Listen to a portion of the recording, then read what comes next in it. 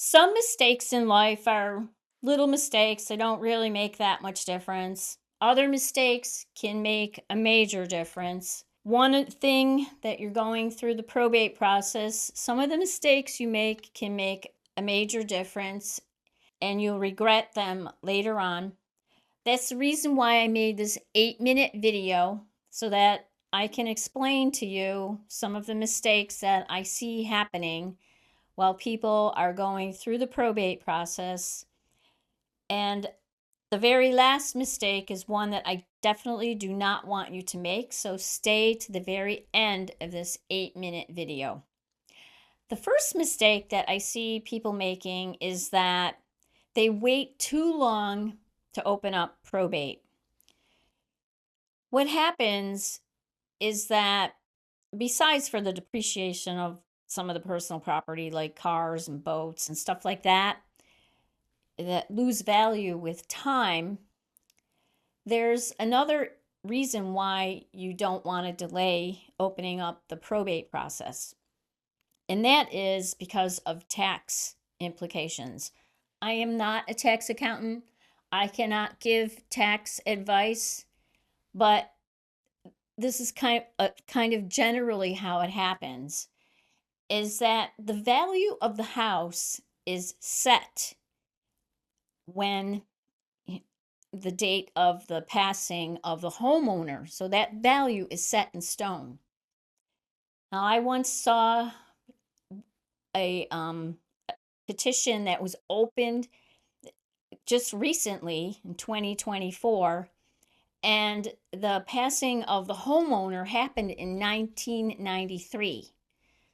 So when they go to sell that property, the difference in the price between 1993 and 2024, all of that difference in price is taxable. So that's one of the reasons why you don't want to wait that long. A few years, I guess it's, what is it going to be, like 10, not very much, like maybe 10%, something like that. But to wait that long could be a major problem. The second mistake that I see personal representatives making is they do not have a defined outcome of the probate process. Some personal representatives are left with a lot of personal property in the estate.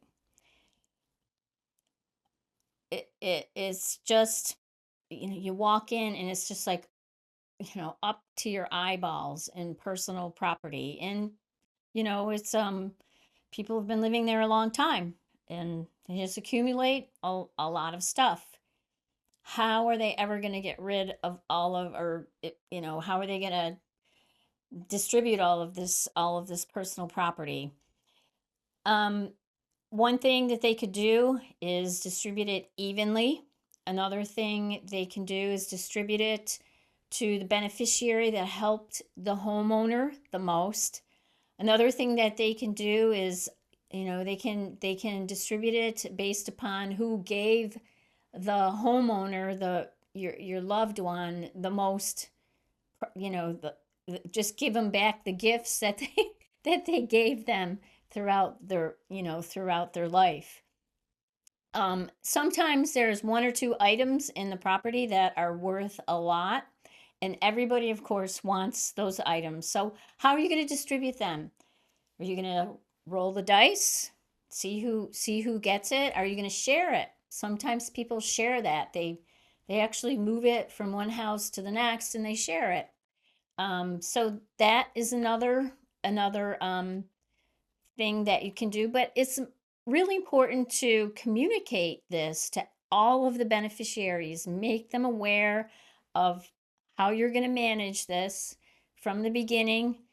I've actually had, beneficiaries complain about it, but it's got to be done and you're in charge. So, you got to just be very strong in this instance. Another thing is that sometimes people don't know what they want to do with the house. I actually have a really nice flow chart. I can share this with you if you'd like. Here's the flow chart. Um, that gives you different options of what you might want to do with the property. It's very open. If you want to keep it, what do you do if you want to keep it? What do you do if you want to rent it? What do you do if there's a reverse mortgage? What happens in all of these instances? Well, this flow chart will help you. I've Some of my clients have said that they really like this flow chart.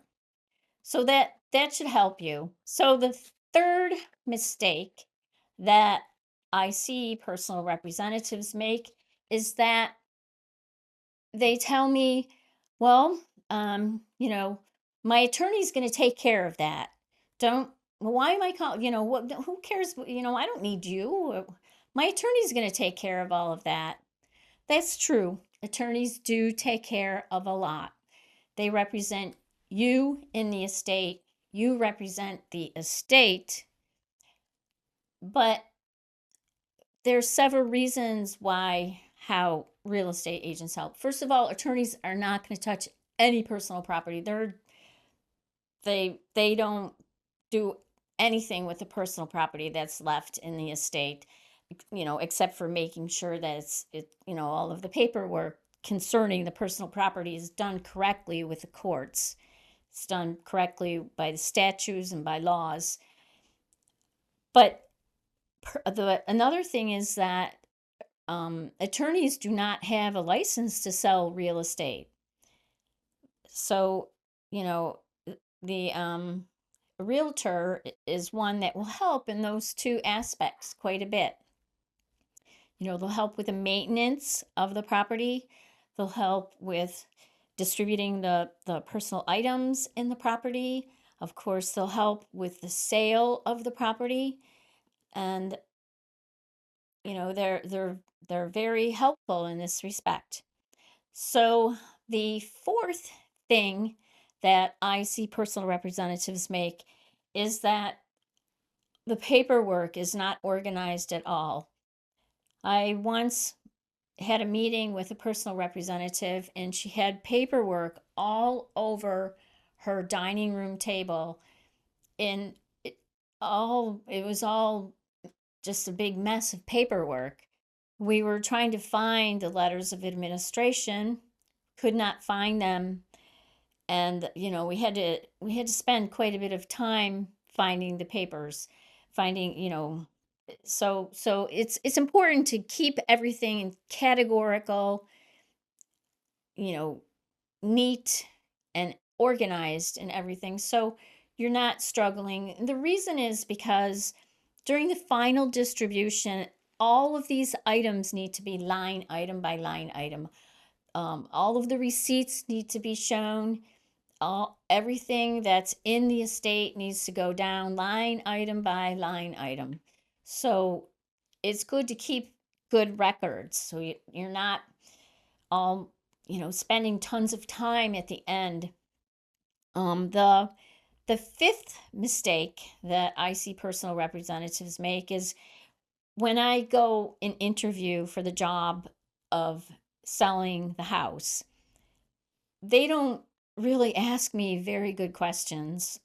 In my mind, they don't even know, what which they just ask me, you know, general questions.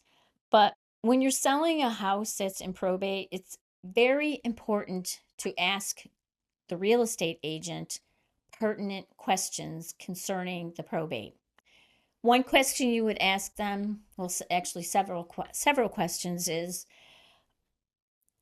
what documents do I need to show my attorney in order to fill out the notice of proposed action?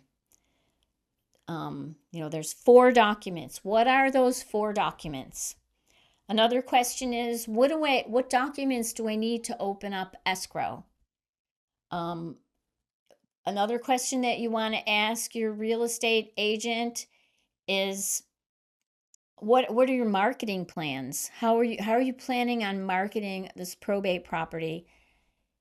based upon what my needs are. If I want to sell it quickly, how are you going to be marketing it? If I want to, get top dollar and I have more time on my hands, how are you going to be marketing the property? Another question that you might want to ask the real estate agent is, by law, how long can I open up this listing agreement according to the probate codes? These are all really good questions that every real estate agent that is listing a probate property, they should know these answers right off the top of their head. And then another thing is that another mistake that I see is that a lot of people will use a friend or a family member to list a probate property.